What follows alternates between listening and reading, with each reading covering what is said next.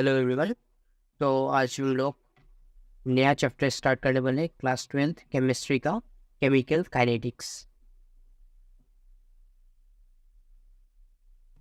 तो अभी हम लोग स्टार्ट करते हैं। सो केमिकल काइनेटिक्स क्या होता है? It is the here we study the rate of reaction. हम लोग यहाँ पे क्या करते हैं? स्टडी करते हैं रेट ऑफ रिएक्शन का। अभी रेट ऑफ रिएक्शन क्या होता है? रेट ऑफ रिएक्शन होता है it is the change of concentration of reactant और प्रोडक्ट विथ टाइम। रिएक्टेंट और प्रोडक्ट के कंसंट्रेशन पे क्या चेंज आ रहा है विथ रिस्पेक्ट टू टाइम, ये हम लोग इसी को ही हम लोग बोलते हैं rate of reaction. For example, हम लोग के पास रिएक्शन है ए गिव्स पी, ठीक है। एट टाइम जीरो, जब रिएक्शन स्टार्ट नहीं हुआ तो ए का कंसंट्रेशन ए और पी का concentration zero. Product reaction start ही नहीं हुआ तो प्रोडक्ट फॉर्म ही नहीं होगा तो प्रोडक्ट का concentration is zero.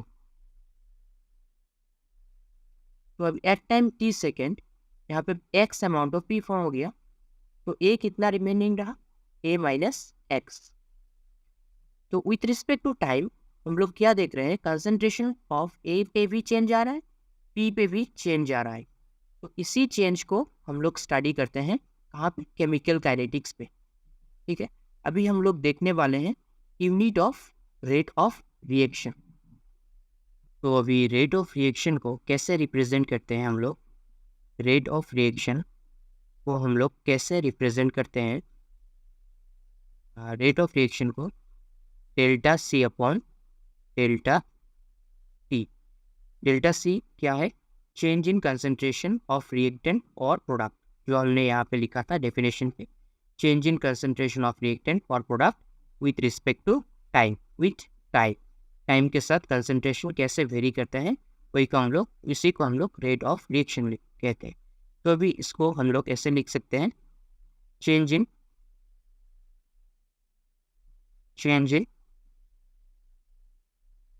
Concentration divided by change in time, इसे भी लिख सकते हैं हम लोग। तो अभी टाइम को हम लोग ऊपर ले जाते हैं, तो concentration into time inverse. Time को हम लोग ऊपर ले गया तो टाइम इनवर्स हो गया। तो अभी कंसंट्रेशन का भी वेरियस यूनिट होता है, सो देखते हैं हम लोग। कंसंट्रेशन को हम लोग मोल पर लीटर, मोल पर केजी, इस दो यूनिट में, और बहुत सारा यूनिट है उसमें भी लिख सकते हैं, लाइक जब। एंड टाइम को भी वेरियस यूनिट पे लिख सकते हैं, सेकेंड, मिनट, सेकंड। तो ये हो गया unit of rate of reaction. ये हो गया unit of rate of reaction, ये आपको याद रखना है। तो अभी नेक्स्ट देखते हैं order of reaction. Order of reaction क्या होता है नेक्स्ट देखते हैं। तो अभी हम लोग देखने वाले हैं rate constant of A reaction क्या होता है।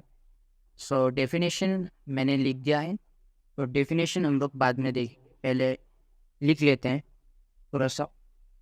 let us consider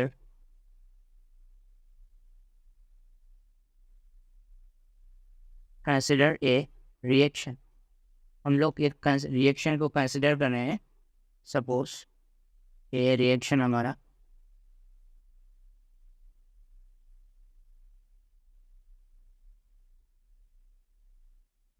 ठीक। तो इसके लिए हम लोग अगर रेट लिखे तो क्या होगा? Rate would be equals to according to rate law. पहले देख लेते हैं रेट लॉ क्या कहते हैं हमें।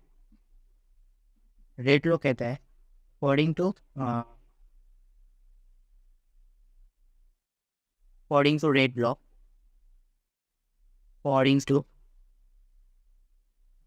रेट लॉ, हम लोग लिख सकते हैं rate is directly proportional to concentration of A to the power X, concentration of B to the power Y। X और Y क्या है? ऑर्डर ऑफ रिएक्शन है। ऑर्डर ऑफ रिएक्शन है एक्स और वाई, जो हम लोग देखने वाले हैं बाद में, ठीक है। तो रेट क्या होता है, rate is direct according to rate law, rate is directly proportional to the concentration of A into concentration of B. मतलब concentration of A and B जितना ज़्यादा होगा उतना ही रेट ऑफ रिएक्शन होगा, उतना ही फास्ट हमारा रिएक्शन होगा, ठीक है। सो नेक्स्ट लाइन पे हम लोग लिख सकते हैं rate would be equals to K into concentration of A to the power X concentration of B to the power Y. हम लोग प्रोपोर्शनैलिटी साइन को इस जगह में रेट कांस्टेंट की यूज़ की करते हैं, और किसको ही हम लोग बोलते हैं रेट कांस्टेंट। इसको हम लोग क्या बोलते हैं, rate constant of reaction, rate constant of reaction, ये को ही हम लोग क्या बोलते हैं, rate constant of reaction. Suppose आप लोग देखिए, इफ इधर से लिखिएगा, नेक्स्ट लाइन पे आप लोग लिखिएगा, if concentration of A equals to concentration of B equals to 1 mole per liter. Concentration of A equals to concentration of B, तो B equals to 1, मतलब concentration of A और concentration of B इक्वल हो और दोनों किसके equal हो, 1 unity हो, दोनों अगर यूनिटी 1 हो तो क्या होगा, रेट ऑफ रिएक्शन को क्या लिख सकते हैं हम लोग, क्या लिख सकते हैं, rate of reaction equals to rate constant of A reaction. कब होगा ये, जब दोनों का कंसंट्रेशन ए और बी का कंसंट्रेशन 1 होगा, तो क्या होगा, रेट ऑफ ए रिएक्शन क्या होगा, rate constant of A reaction के इक्वल होगा। देखिए के into concentration of A into concentration of B, concentration of A के जगह पे 1, कंसंट्रेशन ऑफ बी के जगह पे 1, तो के इंटू 1 इंटू 1 क्या होगा, यही होगा, ठीक है ना। सो हम लोग इससे पता लगता है कि rate of A reaction, rate constant of A reaction का डेफिनेशन क्या है, ठीक है ना। सो इसके नीचे आप लोग ये वाला डेफिनेशन लिखिएगा, ये वाला डेफिनेशन लिखिएगा, क्या, rate constant can be defined as rate of A reaction when concentration of each reactant is unity. So rate constant क्या है, rate constant can be defined as rate of a reaction when concentration of each reactant is unity. Rate constant किसके equal होगा, rate of reaction के equal होगा, कब, जब concentration of A equals to concentration of B equals to 1 होगा, unity होगा, तो rate of reaction क्या होगा, रेट कांस्टेंट के इक्वल होगा। यही आप लोग लिख सकते हैं डेफिनेशन किसका, रेट कांस्टेंट के का, रेट कांस्टेंट के का डेफिनेशन यही है, ठीक है। तो अभी हम लोग देखने वाले हैं ऑर्डर ऑफ रिएक्शन, नेक्स्ट देखने वाले हैं order of reaction. So order of reaction क्या होता है, it is an experimental value, और मॉलिक्युलरिटी जो होता है वो क्या होता है, थ्योरेटिकल होता है, ठीक है। सो ऑर्डर ऑफ रिएक्शन होता है जो, वो एक्सपेरिमेंटल वैल्यू होता है। एक्सपेरिमेंटल वैल्यू का मतलब क्या होता है, by seeing the reaction we can not able to say the answer, मतलब रिएक्शन को देख के ही हम लोग पता नहीं कर सकते कि उसका ऑर्डर क्या है रिएक्शन, अनटिल हमें गिवन हो कि रिएक्शन इज एलिमेंट्री। रिएक्शन दो तरीके की हो सकता है, एक होता है एलिमेंट्री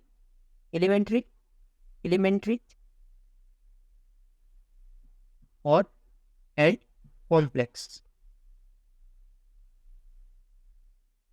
कॉम्प्लेक्स रिएक्शन भी होता है। जब ये एलिमेंट्री रिएक्शन होगा, एलिमेंट्री रिएक्शन पे हम लोग रिएक्शन को देख के ही पता कर सकते हैं कि उसका ऑर्डर क्या होता है, लेकिन कॉम्प्लेक्स रिएक्शन पे हम लोग रिएक्शन को देख के पता नहीं कर सकते हैं कि उसका ऑर्डर क्या होता है, ठीक है ना। एलिमेंट्री रिएक्शन क्या होता है, एक सिंगल स्टेप रिएक्शन होता है, single step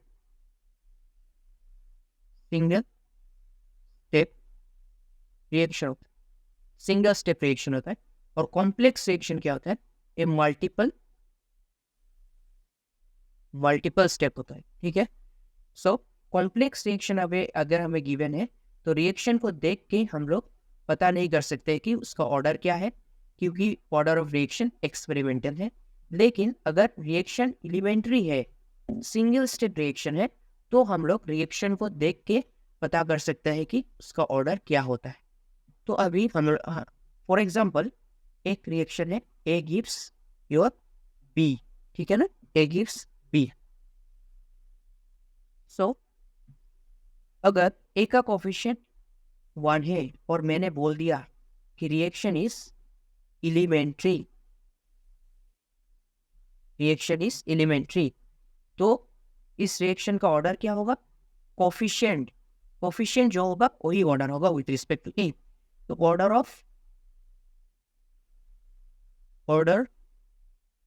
of reaction with respect to A क्या होगा? 1। जो कोफिशिएंट है वही उसका ऑर्डर हो गया। सपोज वे रिएक्शन गिवन है twice A plus C gives D. Order of reaction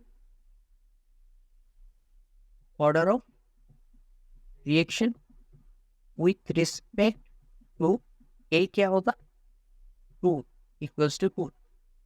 ए का कोफिशिएंट 2 है, तो order of reaction with respect A is 2। Order of reaction with respect to C क्या होगा हमारा? 1 होगा। ठीक है, तो ये सब कब होगा? जब रिएक्शन क्या होता है? एलिमेंट्री रिएक्शन होता है, एलिमेंट्री रिएक्शन होता है। कॉम्प्लेक्स रिएक्शन पे ऐसा नहीं होगा, क्योंकि कॉम्प्लेक्स रिएक्शन क्या होता है? मल्टीपल स्टेप रिएक्शन होता है, तो हम लोग एक स्टेप को देख के पता नहीं कर सकते कि उस रिएक्शन का ऑर्डर क्या होगा। सो ये सब हो रहा है एलिमेंट्री रिएक्शन के दौरान। सो एलिमेंट्री रिएक्शन पे कोफिशिएंट जो होता है वही होता है ऑर्डर। ठीक है, सो ऑर्डर ऑफ रिएक्शन का डेफिनेशन क्या होता है?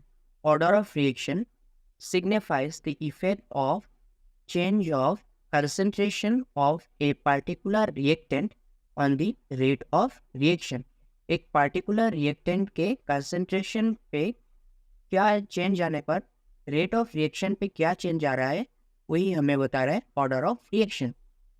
Suppose A gives your P, so A के कंसेंट्रेशन पे चेंज होने पर रेट ऑफ रिएक्शन पे क्या चेंज हो रहा है, वही बताता है हमें order of reaction. Order of reaction signifies the effect of change of concentration of a particular reactant on the rate of reaction. यही बता रहा है डेफिनेशन। क्या बता रहे हैं हमें? कि रिएक्टेंट के कंसेंट्रेशन पे चेंज आने पर रेट ऑफ रिएक्शन पे क्या चेंज होता है, वही बताता है हमें order of reaction. Next classes पे हम लोग करेंगे जीरो ऑर्डर रिएक्शन, हम लोग स्टार्ट कर देंगे नेक्स्ट क्लासेस। ठीक है ना? तो आज हम लोग देख लेते हैं कि रेट ऑफ रिएक्शन को कैसे लिखते हैं हम, रिएक्शन की रेट ऑफ रिएक्शन को कैसे लिखते हैं हम। ठीक है ना? अभी हम लोगों ने देखा order of reaction.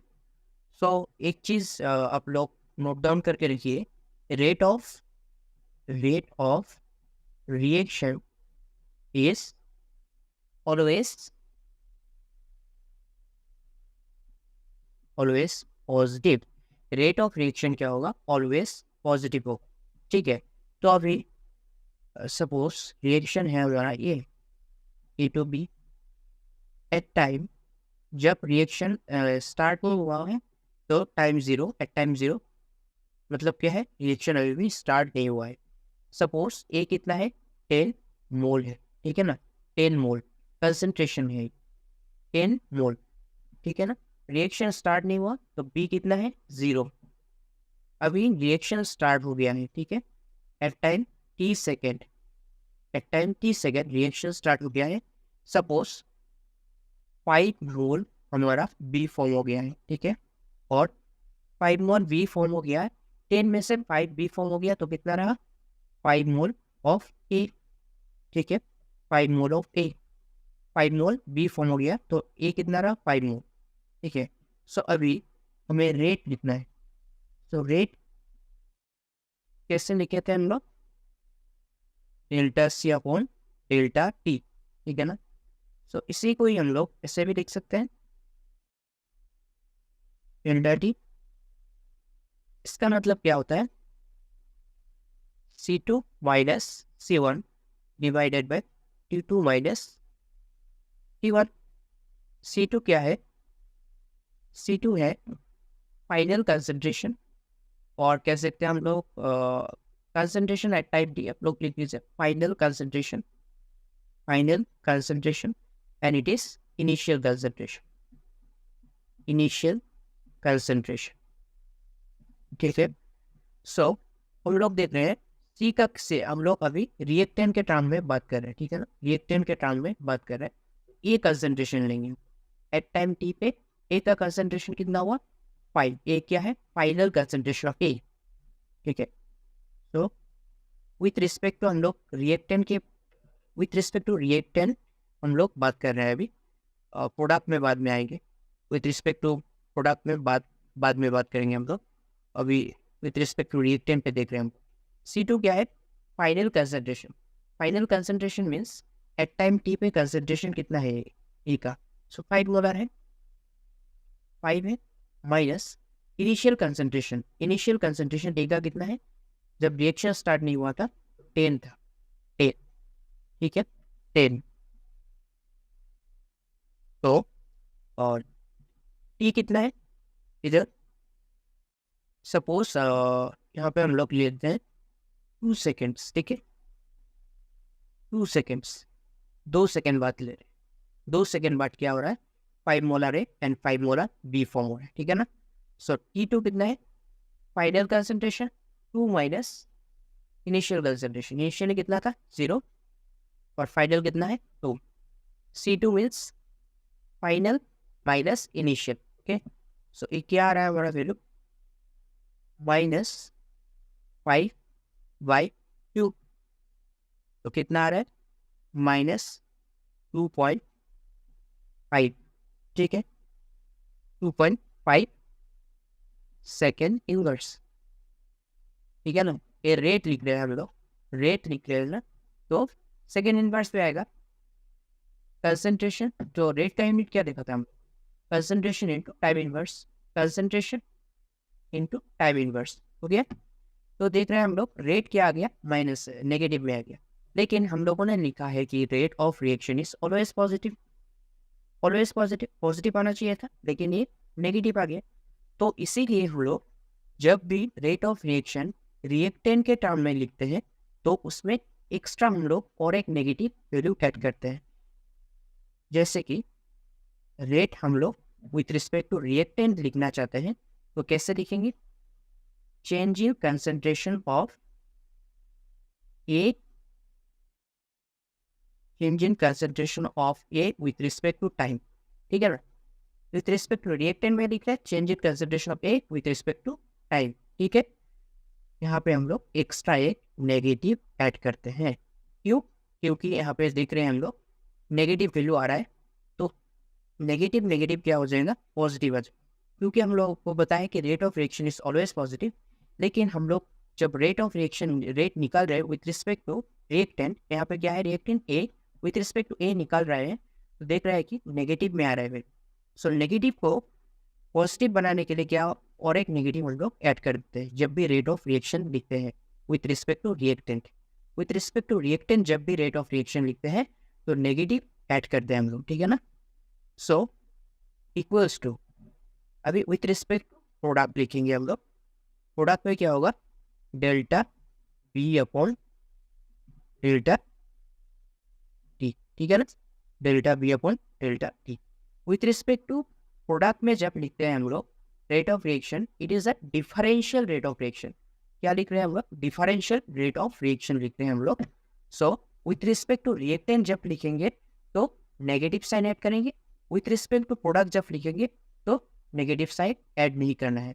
With respect to reactant जब लिखेंगे क्यों नेगेटिव साइन ऐड करना है, क्योंकि रेट ऑफ रिएक्शन पॉजिटिव होता है, लेकिन हम लोगों ने देखा जब निकाला हम लोगों ने विथ रिस्पेक्ट टू रिएक्टेंट तो नेगेटिव आया। सो नेगेटिव को पॉजिटिव बनाने के लिए और एक नेगेटिव वैल्यू ऐड करना पड़ेगा, ठीक है ना। सो नेगेटिव नेगेटिव पॉजिटिव, ठीक है। सो रेट ऑफ रिएक्शन को ऐसे लिखते हैं, it is a differential rate equation. क्या है डिफरेंशियल रेट इक्वेशन, ठीक है। सो अभी इतने तक ही रहने देते हैं हम लोग, और नेक्स्ट क्लास में हम लोग ऑर्डर ऑफ रिएक्शन के बारे में और थोड़ा डिटेल में पढ़ेंगे और रेट ऑफ रिएक्शन लिखना भी सीखेंगे अच्छे तरीके से, क्योंकि ये डिफरेंशियल है। मैंने इधर ये समझा है कि क्यों हम लोग reactant in terms of reactant अगर रेट लिखते हैं, इन टर्म्स ऑफ रिएक्टेंट अगर रेट लिखते हैं तो क्यों नेगेटिव साइन ऐड करते हैं। अब लोग बुक में देखे होंगे, इन टर्म्स ऑफ रिएक्टेंट जब भी रेट लिखते हैं, डिफरेंशियल रेट लिखते हैं, तो उसके आगे एक नेगेटिव साइन होता है, लेकिन प्रोडक्ट में नेगेटिव साइन नहीं होता है। रिएक्टेंट पे क्यों नेगेटिव साइन होता है, मैंने आपको बोल दिया, क्योंकि जब हम लोग वैल्यू कैलकुलेट कर रहे हैं कंसंट्रेशन का, वो नेगेटिव में आ रहा है। तो इस नेगेटिव को पॉजिटिव बनाने के लिए हम लोग जब भी रेट लिखते हैं इन टर्म्स ऑफ रिएक्टेंट, तब हम लोग एक एक्स्ट्रा नेगेटिव ऐड करते हैं। ठीक है, सो नेक्स्ट क्लास में हम लोग देखेंगे ज़ीरो ऑर्डर रिएक्शन के बारे में और रेट ऑफ रिएक्शन। कुछ रिएक्शन में एग्जांपल लेके आपको रेट ऑफ रिएक्शन लिखना सिखा। ठीक है, थैंक यू, मिलते हैं नेक्स्ट क्लास।